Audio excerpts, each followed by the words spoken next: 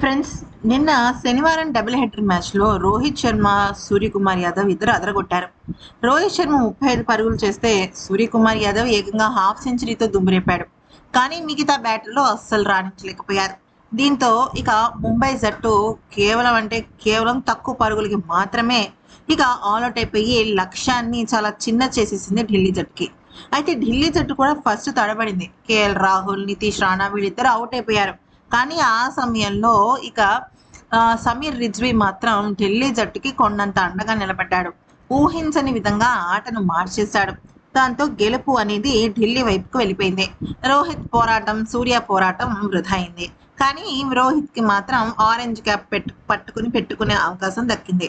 తర్వాత రిజ్వీకి వెళ్ళింది, అది వేరే విషయం. పక్కన పెట్టేస్తే దీనిపైన ముంబై ఇండియన్స్ ఫ్రాంచైజీ కెప్టెన్ అయిన నీతా అంబానీ మాట్లాడుతూ ఏమందంటే, మొదటిగా మనం ఇప్పుడు బేసిక్గా టోర్నమెంట్ స్టార్టింగ్లో ఉన్నాం. టోర్నమెంట్ స్టార్టింగ్లో కొన్ని సార్లు ఓటములు చాలా అంటే చాలా మంచి గుణపాఠాలను నేర్పిస్తుంటాయి. మీరు కనుక ముంబై ఇండియన్స్ జర్నీ చూసినట్టయితే ఎన్నో సందర్భాల్లో కప్పు కొట్టిన రోజుల్లో కూడా మేము చాలా అంటే చాలా లీస్ట్లో ఉన్నాం పాయింట్ల పట్టికలో.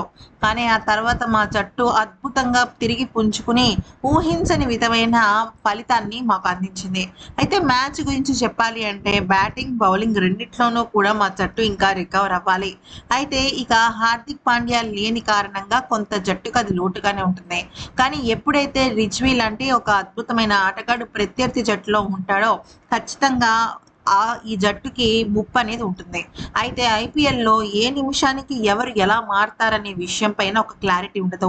యువ ఆటగాళ్ళని అస్సలు నమ్మటానికి లేదు. వాళ్ళు నిజంగా ఐపీఎల్లో గేమ్ చేంజర్స్. ఇక రోహిత్ శర్మ ఉన్నాడు అంటే ఎంతమంది ఆటగాళ్ళకైనా తను సరితూగుతాడు. సో తను మాకు ఒక అద్భుతమైన ఎసెట్ అని చెప్పుకోవాలి అంటూ ఇక నీతా అంబానీ చెప్పుకొచ్చింది. అయితే వాళ్ళైతే ఈ ఓటమిని యాక్సెప్ట్ చేస్తున్నారు, హ్యాపీగా ఎంజాయ్ చేస్తున్నారు.